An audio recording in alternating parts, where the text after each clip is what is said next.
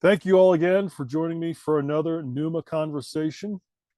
Our conversations are raw, authentic, and unfiltered with spiritual teachers, leaders, coaches, and healers. Get to know who we truly are beyond the polished world of interviews, social media, and podcasts. We're not perfect. We struggle too. Join us as we share our lives, our challenges, and meaningful discussions on healing, transformation, and the future of humanity. And today we are in conversation with my friend, Dr. Bud Welton. Bud, thanks for joining us. Thanks, Chad, for having me. As you were reading that intro, I was reminded of a friend of ours. Mm. He passed last year, but Fred Brucker. I don't know if Oh, you yeah. remember Fred. Yes. But I remember. So Fred had a passion for radio. He was fond of saying that he had a face made for radio. Um, Yes. and when we met at Eastern Nazarene College, Freddie B Yes. was the station manager of the Eastern Nazarene College radio station, but also a nighttime DJ, radio Mhm. personality, whatever, at the local Christian station. And Yes. he would bring me in frequently to do voiceover work for him. Nice. So as I Very, very listened to cool. you, your deep voice reading that little intro, I was reminded of some voiceover work for Freddie B.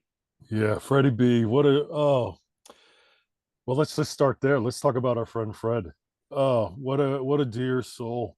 Um, he and I he and I used to for a time we'd stay up late for David Letterman and do the countdown, do the top 10, and make iced tea at night, and just Yeah. shoot the breeze, and he invited me as a special guest on his radio show one time, and he wanted me to do some voiceover stuff too, but I wasn't there yet, and so. But your voice was awesome. I remember him using your voice. That was really, really cool. So there's also, Fred, it looks Fred like and I actually used. No, I'm sorry. Go ahead. there's a it looks like there's a hummingbird coming in front It's of you. It's actually a fly or a Oh, little bee, a sweat bee. It's a little oh, it sweat looked like a bee. hummingbird. Okay. Yeah. No, Yeah. so Freddie and I actually went to see David Letterman record once live. No.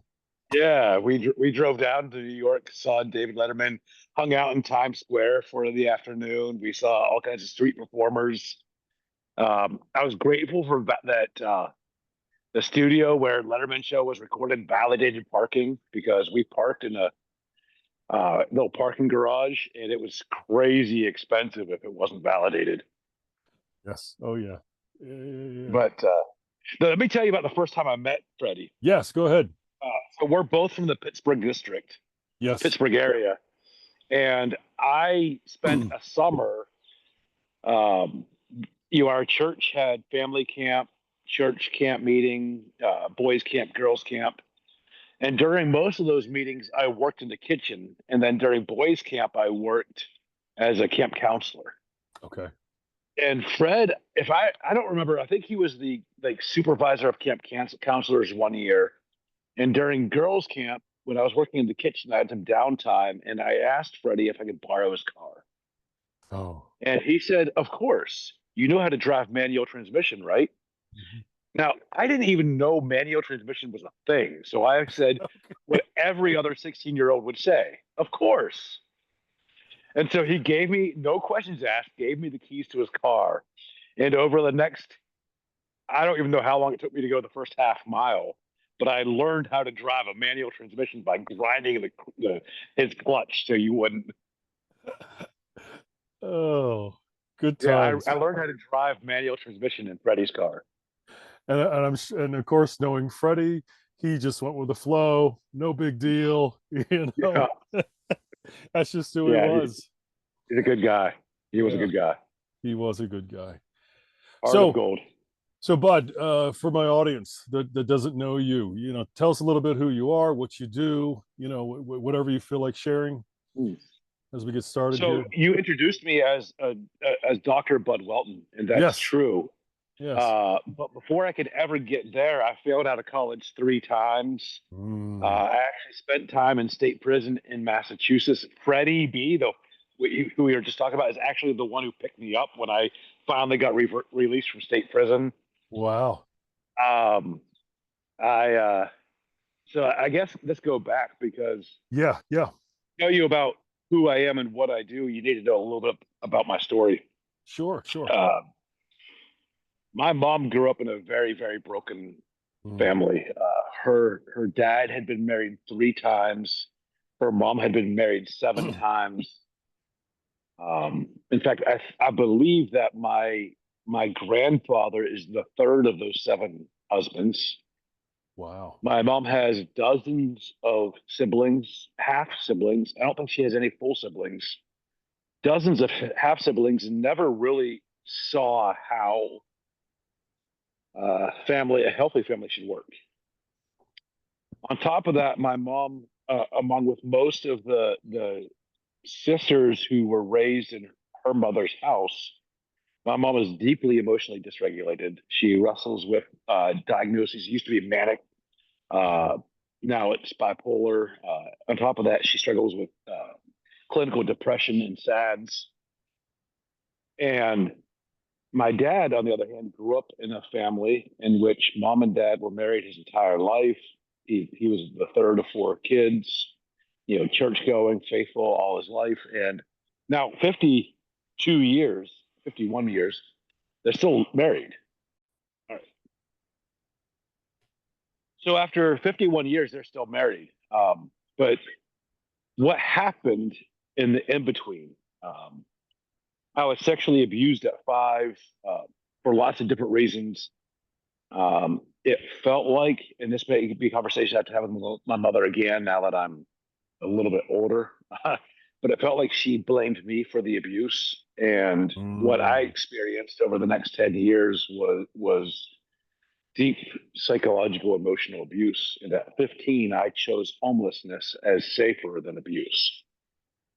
I slept under a bridge for real, like 15 years old, Western Pennsylvania, slept under a bridge, even in the winter. On some cold nights, I would actually, I'm old enough that libraries didn't used to have alarm systems, and I would sneak into the public library and hide in the bathroom until close, just so I would have a warm place to sleep that night. Let me Sure. just tell you that the scariest place in the world for a 16-year-old is the public library at 3 o'clock in the morning. Mm. Um, Now, between that time, 15, when I left my parents' house, and 49 years old, I had a lot of people intersect my life. I had a lot of situations intersect my life. Um, but I realized somewhere along the way that a person doesn't have to be defined by their past. Yeah. It will shape them without question, but Mhm. it does not have to define them. What factors help a person be refined by the most challenging things they face, or rather than defined by it? And so I set out in my late teens, and I had no idea it's what I was doing intentionally, but I set out to learn what helped a person become resilient, what helps a person be refined by their past and not defined by it. And one of those questions is people, relationships, social support systems. My aunt and uncle were that. Friends, Freddie B was that. I told you he Mhm. picked me up from state prison. He didn't have to. I mean, he and most other people at that point in time had written me off because I was still deeply broken and I made some terrible choices. But Mm. social support is one of those things that helps a person become resilient. And then I learned that, but that's not enough. Access to resources. And sometimes we define those resources as community, like food pantries and banks, but sometimes those resources might just be a neighborhood watch, or even, like, to be honest, those it wasn't just a library I would break into. Sometimes I Mm. would find cars that were unlocked and I would sleep in them at night. I'd find a Wow. truck bed and I'd crawl into it when it was raining. Those are actually resources. and they're available to every homeless person, but not everybody taps into them. Mm-hmm. So I learned that resources were another one of those factors. Another one is physical well-being. And when I talk about physical well-being, I'm not talking about diagnoses. Like, listen, a person can be shattered by cancer and still be physically well. And might sound contradictory to you. But when I talk about physical well-being, I talk about patterns of eating, sleeping, and moving. Right. Like, are you eating whole foods, drinking clean water? Are you moving when the sun is up? Like, really Mm-hmm. in the sun, moving. Ideally, even carrying stuff. Like, God designed us to pick up heavy stuff and put heavy stuff down. The more we can do that, and are you sleeping? And again, ideally, now this might be hard if you live in Alaska where it's always dark or always light, or in the equator. But ideally, are you going to bed when the sun goes down? And those things help define physical well-being. And then I discovered emotional well-being, and this taps a little bit on the work of someone like Daniel Goleman, who wrote about emotional intelligence, Mm-hmm. the ability to be aware of the emotions you're feeling or experiencing. I'm going to use the word experiencing here because Sure. I think we juxtapose feeling and experiencing. Right. Feelings are not emotions. Feelings are a somatic or body response to emotions. So when we talk about emotional well-being, I'm talking about the ability to be aware of the emotions we're experiencing and what is leading to our experience of those emotions, to be able to acknowledge the emotions we're experiencing, and then even to be able to identify the emotions we're experiencing, and then to reframe them. And in order to do that, Daniel Goleman uses the words be self-aware, self-regulated, and self-motivating of your emotions. But in order to do that, you then also have to be aware of what you are feeling. And this is where I think we juxtapose the ideas of experiencing and feeling. An emotion, generally speaking, only lasts 6 to 8 seconds. Yeah. But we have an emotion. Let's say a driver pulls out in front of me. I have to suddenly slam on my brakes. I come screeching to a halt. I barely miss rear-ending the car. And for a moment, maybe I'm afraid. For a moment, maybe I'm something. But that fear then causes my cortisol to skyrocket. It probably causes my adrenaline to skyrocket. My chest gets tight, and then I feel the muscles tight. Maybe my breath is caught, my heart is pounding. So I feel my heart pounding. I feel my chest being tight, and then I repeat or rehash the experience of the driver pulling out in front of me, to re-feel what I'm feeling, to rekindle the emotion I experienced. And then I get stuck in this pattern where I'm probably amplifying that emotion and repeating that emotion. But the emotion itself, the initial emotion, was only 6 to 8 seconds. Yeah. But because I choose not to be self-regulated, I allow a 6 to 8 second experience for most of us, to hijack our entire day, to hijack our Mm-hmm. relationships. And so Our when I talk life. about emotion, what's that? Our life. Yes, yes. And so when I talk about emotional well-being, I'm really talking about Daniel Goleman's, like, can you be aware of the emotions you're experiencing? Yeah. Can you Yes. acknowledge them? Can you name them? Can you regulate them? Can you move forward? And the answer for Mm-hmm. everybody, or almost everybody, is yes.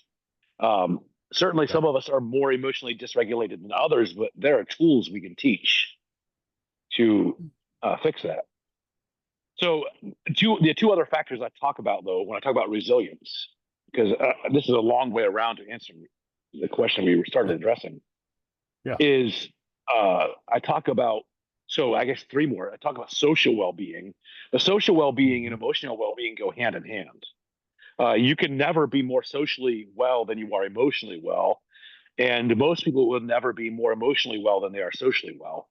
And interestingly enough, the factors that make you socially well uh, overlap the things that make you socially well. So, emotional well-being, to acknowledge, to be aware of the emotions you're experiencing, and to acknowledge them, and then the situations or experiences that cause that. Well, social well-being starts with empathy, which is being aware of and acknowledging the emotional experiences of others and understanding why they're experiencing them. And then we talk about self-regulation. Well, with social, you obviously can only regulate yourself, but you can help contribute to the well-being of another. Mhm. You can validate their experience. And again, invalidation is one of the reasons people experience emotional dysregulation. But if you come to me, Chad, and you say, you know what, bud, my day is hijacked. I had a driver pull out in front of me. I had to slam on the brakes. I narrowly missed totaling my car.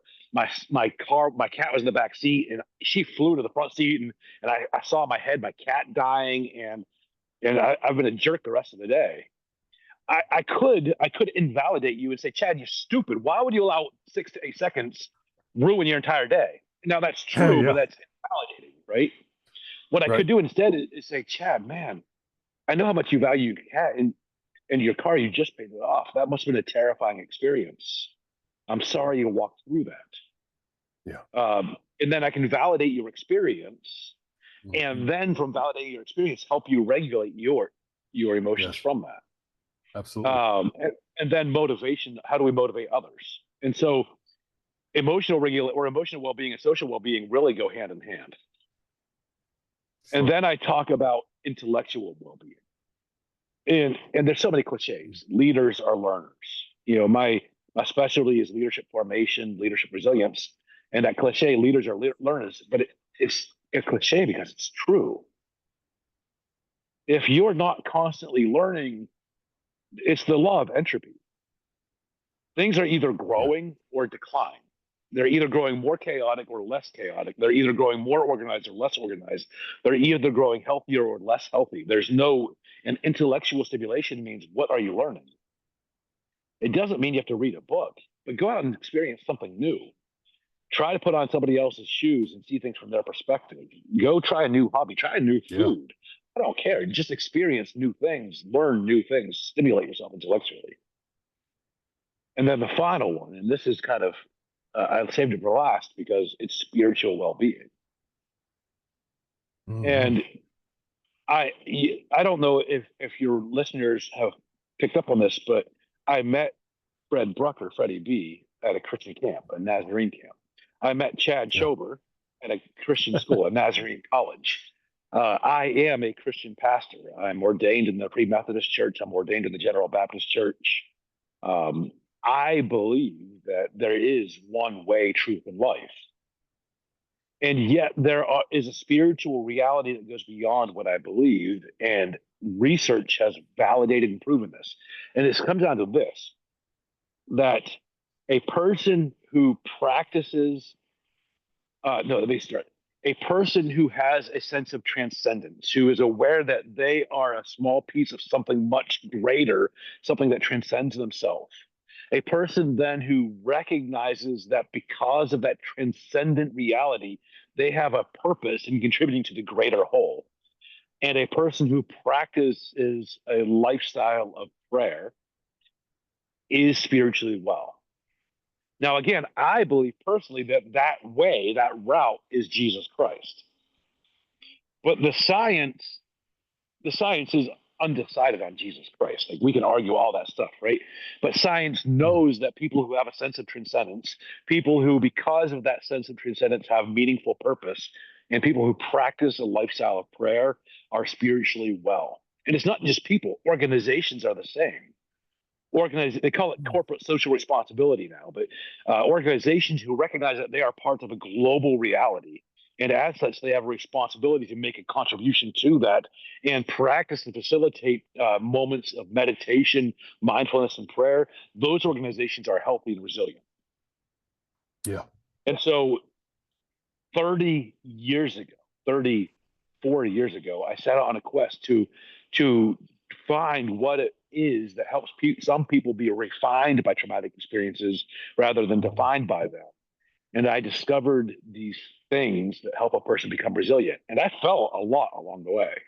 As I said, I failed out of college 3 times. I found myself in state prison for a period. I've been fired. I can't even tell you how many jobs I've been fired from. Yeah. Um, I had a chip on my shoulder the size of the Grand Canyon. I was You scared angry. me when we first met. Oh You yeah, I mean, I literally was. scared me. You were a tough guy. You had glasses and your eyes were really dark. And um, Yeah, you were a scary dude, but to see you now, you are at peace. There, you've been transformed. You are not the same guy, and it's very evident. Well, thank you. And here's the thing, and this is what I Yeah. found. That could be true for everybody. Oh yes, Listen, absolutely. I am not the most traumatized person out there, No, eh, but I was traumatized, absolutely, and sure. I, but I was not defined by my trauma. And Mm, I have known people who have experienced far less trauma than I have, who still play the victim card 30, 40, 50 years later. yes, yes, One of my full-time jobs right now is hospice chaplain. So I'm walking people through the last days, weeks of yeah, life. And one of the things I'm seeing is people who at 60, 70, 80, 90 years old, who are facing the last moments of life on this earth, are still allowing themselves to be defined by something that happened to them when they were. yeah, I was with a gentleman. I can't use any names because of yeah, HIPAA, but I was yeah, with yeah, a gentleman yeah. 2 days ago. He's 95 years old. Mm, And you know what he's still defined by? The fact that he never met his father, that mm, his grandfather died on his way home from the Korean War. Now, those are both tragic. They yes, are. But the Korean War was 70 years ago. yeah, Why are you allowing a traumatic incident that happened 70 years ago to define your life at 95 years old? yes, yep. And the reality is, there's nothing special about me. Mhm. Yeah, The only thing that separates me from that gentleman yeah. is I, I don't know. I'm not more intelligent than he Mm, is. I'm not more driven than he is. I just found some habits that help promote a resilient lifestyle. right. And I would love to help every other person find those same things. Oh yeah, yeah. That's what we do here at the Pneuma process. Yeah. Exact same thing. Yeah. Right. It, like, so when I define resilience, I think I probably, but when I define resilience as the capacity to overcome trauma, to Hmm. anticipate adversity, and to achieve consistently positive results. I love it. And my passion is to help. So it is to help people. I mean, my passion is to help people, but listen, my Yeah. passion is this: to help leaders and organizations develop the capacity of resilience. Mhm. Because my ability to impact people one on one is limited by my time. But if I can help leaders and organizations develop the capacity of resilience, their capacity to help others is unlimited. Yeah. And so I pour most of my time, as I said, into leadership coaching, into leadership formation, because I'm trying to help leaders and organizations develop Hmm. the capacity of resilience. Yeah. Beautiful. Beautiful. You know, you had, So, yeah, Chad, go I ahead. apologize. I keep looking over here, but my dog is over there playing with the chickens, and so I want to make sure that there's nothing getting out of hand. This is unfiltered. It's unedited, so it is a okay. This is life. This is beyond the cookie So cutter shows. I don't Yeah, know if you can see my chocolate lab right over there. I love it.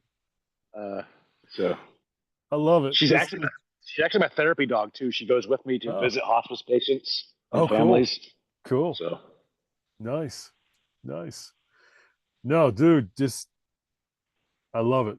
I love it. I wanted to just touch on your way is through Jesus, and you're Baptist and what Methodist. I think yeah, you free also said Methodist. Yeah, Free Methodist, and yes. so one of the things that with my group, it is an open and affirming group. Period. Doesn't matter what your spiritual background is. Doesn't matter what your religious background is. We are all welcome here.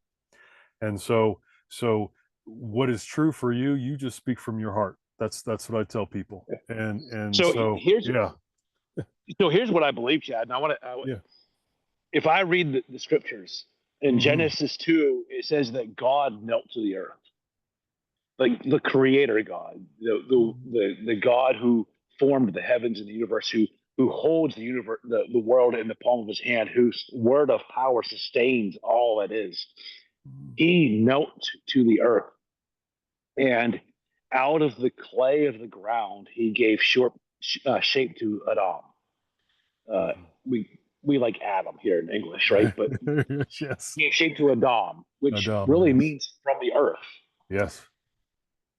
But it wasn't God's shaping of Adam from the clay that made Adam anything special. What happened next was that God breathed Yes. the breath of God Yes. into that clay form and gave it life and breath and well-being and wholeness. Absolutely. And the interesting thing is that the Greek New Testament, so the Old Testament was mostly written in Aramaic and Hebrew. Right. The New Testament is mostly written in Koine Greek, a common Greek. Yep. But when the common Greek starts talking about that breath of God, it uses a word that you are well familiar with. Yes. And it's spelled Pneuma, Pneuma. Yep. And so what happens is that in Acts chapter 2, Jesus Christ, so before Acts ever starts, the Bible teaches us that Jesus died on the cross, that he was buried into the tomb, that he rose from the dead, that God reached into the grave and rose Jesus from the dead. And for the next 40 days, Jesus walked on the earth teaching and shaping others. And then he ascended into heaven. And what the scriptures teach us is that 10 days later, he sent forth his breath, proceeding from the Father and from the Son.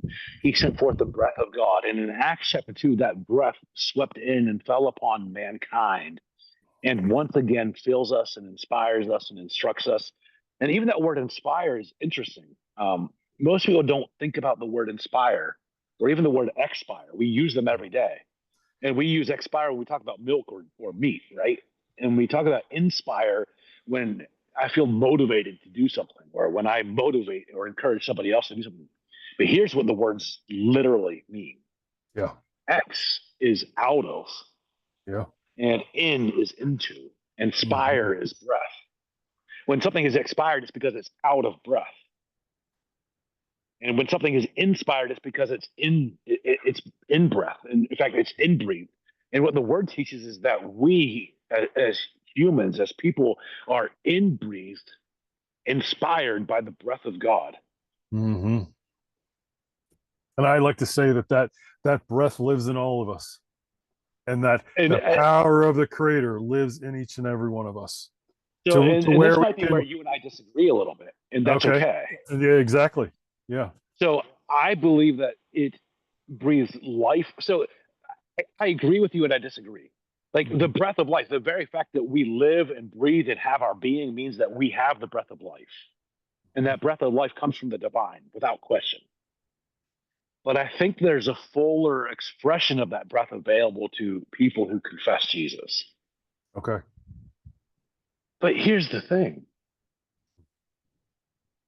I don't have to get you to see things my way. That's it. Because I fully believe that once you start to experience and acknowledge that breath of the divine, when you start to seek what is greater there, when you start to lean into the transcendent, eventually you will see. In fact, my word teaches that.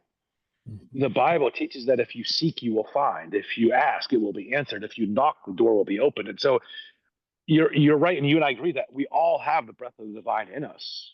And I'm convinced that if people start to look at and examine and lean into and press into, that they'll see, they'll seek, they'll see, they'll find, they'll experience, and then they'll receive even a greater portion of it. Mm-hmm. Yeah. Yeah. Absolutely. This gets you really fired up. I can tell. It does. Yeah. And my girl's not laying with me. What kind of tricks does she do, or what does she do? Well, what does she do when she goes with you? Let's go there. She just loves people really well. Okay. She's really good at being. She's just really good at being a calming presence. I mean, she's just here. She's just laying down and enjoying. She's just really good at being a calming presence. Yeah. Her sister, her sister's 2 years older, a really great lab too. But I drive a Chevy truck. Now, half of your audience probably mad at me because I drive an old Chevy truck. It Um, doesn't matter. but her sister is about 30 pounds heavier and has a hard time getting up into the truck. Okay. And so I don't take her sister with me as often unless I'm taking my wife's vehicle, which is lower to the ground. Hmm. But her sister's also really, really phenomenal with people. Yeah. Cool. But it's amazing how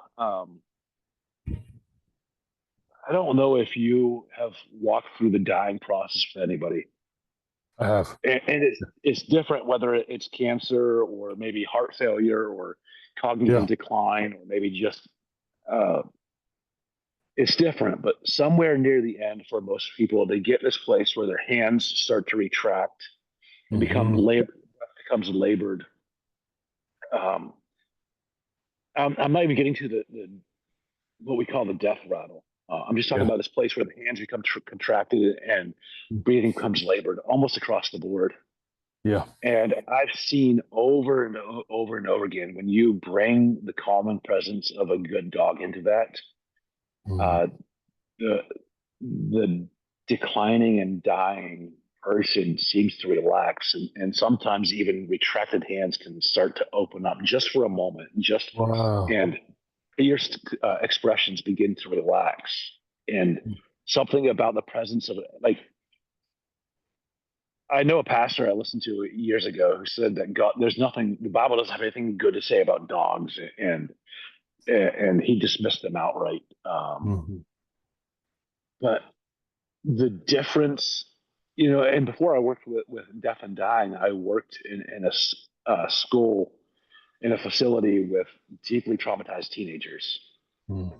and the same thing is said for them. There are some who are scared of dogs due to their own trauma, but for the most part, if you can bring the calming presence of a good dog into a situation with anybody who's traumatized, something happens. I don't know what it is, but their defenses go down, and all of a sudden things just soften. Mhm. Yeah, I've not, dogs. yeah, not experienced that, but I've heard about it. Yeah. I spent the last final moments with my grandmother, her last final moments, and so I saw the hands, and everything, the breath, and I know what you're talking about. Yeah. It I sang. She sang in the choir most of her life Okay. in her church, and so I sang a lot of the hymns to her, even though she was unconscious, and and her hands opened up Yeah. when I would sing to her, Yeah. and Yeah. Music is similarly powerful. her breathing became more steady when I sang to her. Um, so I have a little bit of an idea what you're talking about. Um, and I think we lost Bud. Can you hear me? Uh, I can hear you. There you are. Okay. There I you can hear. are. There we go. Okay. Got you So yeah, back. music is similarly powerful. Smells. Smells In fact, okay. so when one of the skills I teach, and this might be a good connection for that because again, I believe anybody can develop the capacity to overcome trauma, and I think anybody can learn emotional regulation skills. Hmm. One of those skills, when a person is having overwhelming distress, maybe they're in stressful situations, maybe they're feeling their um, emotions become dysregulated, or maybe they're completely dysregulated. One of the skills we teach is self-soothe through the five senses. Okay. So think of something pleasant that you can touch. Maybe you like the feeling of sandpaper, and so you can rub that, or brick, like this wall, or maybe it's satin and smooth. Maybe it's a marble or a ball, but find something there that you can touch that brings with it some positive memories or just pleasing sensations. Something you can smell. Maybe it's grandma's snickerdoodle cookies cooking, Yeah. or maybe it's a medium rare steak fired over oak, or whatever it is. Bring to mind something you can smell. Um, Look at something pleasant. Maybe it's like we looked here earlier. Maybe it's the clear blue skies up there, right, with the clouds hanging in the air, and or maybe like listen, I'm a man and I find women beautiful.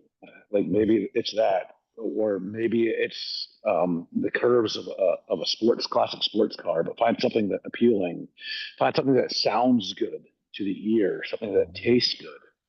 But you can self-soothe through the five senses, and so those things like people, those watering stones people carry in their pocket, there's something to it.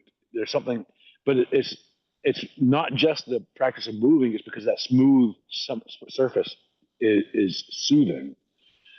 And so when a person is dysregulated emotionally, or they're experiencing those last moments of death, and there's probably some share of anxiety and worry in those moments, self-soothing or even other soothing through the five senses is a powerful practice. Mm-hmm. And sometimes that's singing. It's your grandson singing a familiar hymn, right? Or maybe it's, I don't have a musical bone in my body, so I carry a phone with a playlist and a speaker. Okay. Yeah. But I also carry other things. Like I have a quick reel of pictures. I had a man the other day who was reminiscing some of his painful memories. And one of his painful memories was tied up into his great memories. He had this, or he had a black lab who was 105 pounds. He was a big black lab. And he was talking to me about how much that lab meant to him and how much it hurt to lose the lab. And I realized that it hurt because it meant a lot to him. And so I followed and I felt through the conversation. I was like, I'm going to show him a picture of my two girls. They're not black labs, they're chocolate labs, but I'm going to show him a picture of my two girls. And that really connected to him. And he was able to go back and remember all the good and the positive and the strong. And so I'm actually going to be taking this dog that's out here with me now. I'm going to take her to see that gentleman next week. Okay. If he's still with us. It's hospice. So, but yeah, the five senses are a great way to find an anchor point to regulate. And anchoring itself is another practice. I'm almost out of time here, Chad, but yeah, no problem. Anchoring it, and I don't want to be hijacked. Like I don't want you to hear anchoring and get hijacked by Tony Robbins or NLP or Neuralist. There's something real profound to this, and here's how I do it. Yeah. I was talking to a young man, 15 years old recently, who's been abused by his father and his stepfather and his mother's boyfriend. Like three men, significant men in his life, abused him. His mother, whenever his mother was single, he was valued. But as soon as she had another man in her life, he was this refuge. He was garbage. He was in the way. And as a result, he's deeply traumatized. And so I'm talking to him, and I'm trying to find something good in his life. And he's having trouble getting through all the trauma to find something good. But eventually I found out that he likes to ride motocross. And so I asked him, what is it you like about motocross? And he said, there's this one place where when you come dig down and there's a bank in the dirt, and you lean the bike over sideways and you ride the outside of that bank as fast as you can, and your heart starts pounding, and you can just feel the sense of it, freedom and exhilaration. And then you come out of that, you hit straightaway, and then you hit this ramp, and you go and you fly through the air. And as you're flying through the air, you're completely free. And I said, okay, capture that. I want you to feel that right now. Right now, in this moment, put your hands up. You're on the handlebars. You're running the accelerator pedal.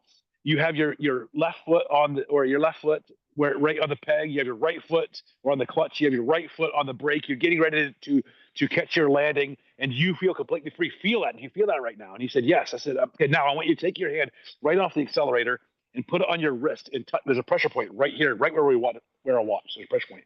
So I want you to squeeze right there and feel that feeling. You're revving the gas right now. Rev that gas. Rev it. And feel the freedom, exhilaration, and flying through the air, and feel it. And so we practiced that a couple of times. And so then I reached out and I grabbed that pressure point. I said, squeeze it. What do you feel? He goes, I feel good. I said, remember that. And so now every time you're dysregulated, I want you to come back to this anchor point, to this pressure point, and I want you to feel the freedom that comes when you're flying through the air on a motocross bike. Wow. Beautiful. And that kind of anchoring we can do. Like we can all practice that. Yes, absolutely. Absolutely. Well, let's go towards the end here, and Yeah. because I know you're limited on time. Um, one of the things that I really love about you, Bud, and really respect for you for is you've been transformed. Your life has been changed.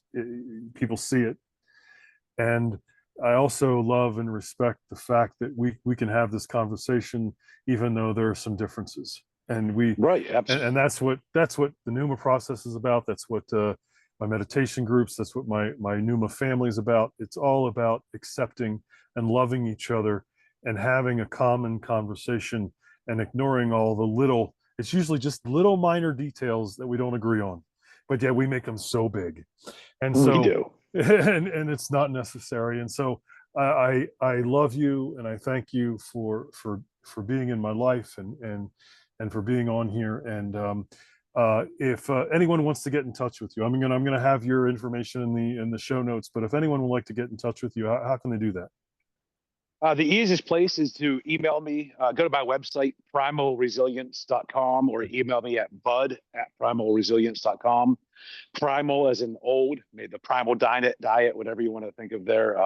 But Okay. primal resilience. And let me help. We make overcoming trauma really, really complicated, but Yeah. it's not. It No. really comes down to the basics.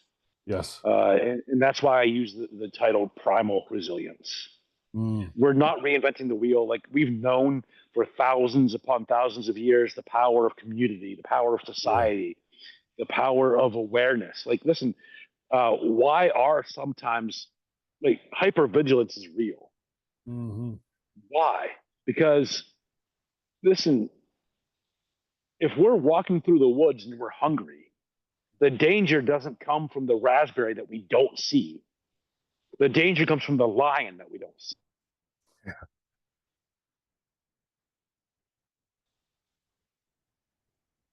But that means that we're also hardwired with the basic instincts we need to survive. Mm, And yes. so resilience comes down to the basics. Yeah. Uh, just being connected to you, being connected to the world around us, Yeah. eating whole foods, like just practice the basics and you'll be amazed at what can happen. That's right. That's right. Bud, thank you so much. Yep. And Thank you, Chad. yeah, and thank you all the listeners for listening again. And we'll catch you in the next episode.